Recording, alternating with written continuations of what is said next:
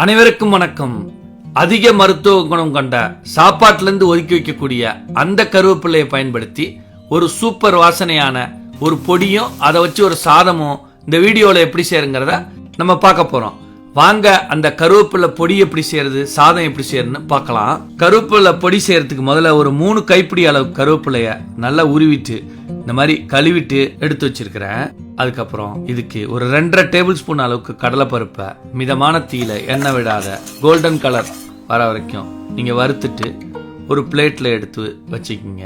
மறுபடியும் பேனை அடுப்புல வச்சு ஒரு 1.5 டேபிள் ஸ்பூன் அளவுக்கு உளுந்த வறுத்துட்டு இந்த மாதிரி 3/4 பாகம் வறுத்த பிறகு அதிலே 1/2 டீஸ்பூன் ஜீரகம், 1/2 டீஸ்பூன் மிளகு, 1/4 டீஸ்பூன் அளவுக்கு வெந்தயம் எல்லாம் சேர்த்து நல்லா பொரிஞ்சு வந்தோடனே அதையும் அந்த கடலைப்பருப்போட சேர்த்து வச்சுக்கோங்க. வாசனைக்கு ஒரு 1.5 டேபிள் ஸ்பூன் அளவுக்கு தனியாவை முதல்ல ரோஸ்ட் பண்ணிக்கலாம். கொஞ்சம் வாசனை வந்தோடனே அதிலே காரத்துக்கு 8 to 10 காஞ்ச மிளகாயும் சேர்த்து கொஞ்சமா ரோஸ்ட் பண்ணிட்டு அதையும் அந்த வறுத்த பொருட்களுடைய சேர்க்க போறோம். இது கூடவே கொஞ்சமா பெருங்காயத்தூள் சேர்த்துக்கலாம்.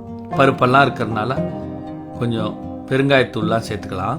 அதுக்கப்புறம் நம்ம அந்த கழுவிட்டு ரெடி பண்ணி வச்ச அந்த கருவேப்பிலைய இப்போ இந்த மாதிரி போட்டு ரோஸ்ட் பண்ண போகிறோம். நான் உங்களுக்கு ஃப்ரெஷ்ஷாக கழுவிட்டு எப்படி செய்யறதுனால நான் இந்த மாதிரி முறையில் ரோஸ்ட் பண்ணுறேன், டைம் இல்லாதனால. உங்களுக்கு வேணா நீங்கள் கழுவிட்டு நீங்கள் வெயிலில் ஒரு துணி போட்டோ இல்லை ஒரு பெரிய பிளேட்லேயோ காய வச்சு நேச்சுரல் ட்ரை பண்ணி கூட அதுக்கப்புறம் இந்த சாமான்கள்லாம் வறுத்து சேர்த்து கூட சூப்பராக செய்யலாம். நான் உடனே செய்யறதுக்கு இந்த மாதிரி முறையில் செஞ்சேன். உங்கள் விருப்பத்துக்கு எப்போ நீங்கள் உங்களுக்கு மாற்றி செஞ்சுக்கிங்க. இப்போ அதை ரோஸ்ட் பண்ணதுக்கு அப்புறம் ஒரு 10 நிமிஷம் விட்டீங்கன்னா இந்த மாதிரி கிறிஸ்ப் ஆயிடும். அதுக்கப்புறம் இதை முதல்ல கருவேப்பிலைய ஒரு மிக்சியில் ஒரு ஓட்டுனா அதோட குவான்டிட்டி பாதி ஆயிடும்.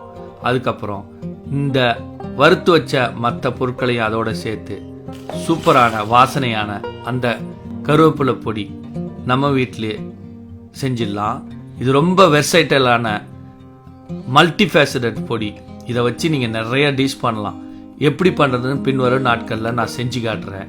இன்னைக்கு இந்த ரொம்ப வாசனையா மருத்துவ குணம் கொண்ட இந்த கருவேப்பிலை பொடியை எப்படி செய்யறதுன்னு பார்த்தாச்சு. இதை பயன்படுத்தி இப்போ உங்களுக்கு அந்த கருவேப்பிலை சாதம் எப்படி பண்றதுங்கிறத இப்போ சொல்ல போறேன்.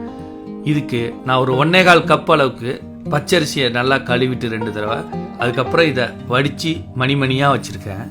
இப்போ தாளிக்கிறதுக்கு நல்லெண்ணெய் விட்டு சூடாக்குங்க.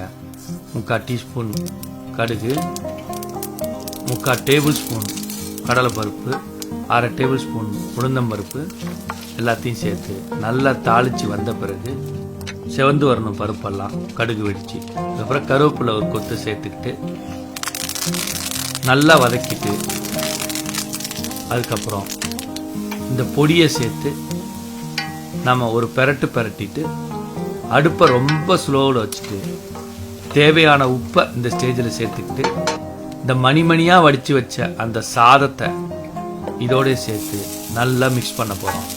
உங்களுக்கு இதிலே பிடிக்கும்னா இதிலே வேர்க்கடல, அதுக்கப்புறம் இதிலே உங்களுக்கு பிடிக்கும்னா கேஷ்யூ நட்லாம் சேர்த்து ரிச்சாக உங்களுக்கு ஏற்ற மாதிரி நீங்கள் மாற்றிக்கலாம். உங்கள் காரத்துக்கு வாசனைக்கு ஏற்ற மாதிரி இந்த பொடியை கூட்டி குறைச்சி நல்லா உங்களுக்கு பிடிச்ச மாதிரி நல்லா சூப்பரான இந்த கருவேப்பிலை சாதத்தை நீங்கள் செஞ்சுக்கலாம். உங்களுக்கு தேவைப்பட்ட பொடி எவ்வளோ வேணுமோ அதுக்கு தகுந்த மாதிரி சேர்த்து நீங்கள் பண்ணிக்கலாம். அதே போல் தேவையான அளவு உப்பும் செக் பண்ணி பண்ணிக்கலாம். ரொம்ப ட்ரையாக இருந்தால் விக்கிக்கிடும். அதனால் கொஞ்சம் நல்லெண்ணெய் விட்டு கொஞ்சம் மிக்ஸ் பண்ணி செஞ்சிங்கன்னா தான் உங்களுக்கு சாப்பிடும்போது விற்காத நல்லா இருக்கும், ட்ரையாக இல்லாத இருக்கும், இன்னும் ரொம்பவே ட்ரையாக இருக்க மாதிரி இருக்கும். இந்த சூப்பர் வாசனையான இந்த கருவேப்பிலை சாதம் குழந்தைங்களுக்கு ஒரு சூப்பரான லஞ்சு, அதே போல் ஆஃபீஸ் போகிறவங்களுக்கும் ஒரு சூப்பரான லஞ்சு. இதில் நம்ம சாதாரணமாக நீங்கள் கருவேப்பிலை போட்டிங்கன்னா சாப்பாட்டில் அதை எடுத்து பொறுக்கி உரமாக வச்சுருவாங்க. இந்த மாதிரி செய்யும் பொழுது கண்டிப்பாக அந்த கருவேப்பிலையோட பயன் நமக்கு முழுசாக கிடைக்கும். அவ்வளோ சத்தும் நம்ம உடம்புக்குள்ளே போகும். அந்த மாதிரியான இந்த கருவேப்பிலை சாதத்தை நீங்கள் கண்டிப்பாக ட்ரை பண்ணி உங்கள் ஃபேமிலியோட என்ஜாய் பண்ணுங்கள். இந்த வீடியோ உங்களுக்கு பிடிச்சிருக்குன்னா லைக் பண்ணி ஷேர் பண்ணுங்கள்.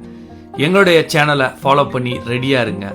மீண்டும் ஒரு சூப்பரான ரெசிபியோட உங்களை விரைவில் சந்திக்கிறேன். எங்களுடைய ரெசிபிஸ் வேணும்னா royaldakshin.com வெப்சைட்டை போய் பார்த்து தெரிஞ்சுக்கிங்க. நன்றி.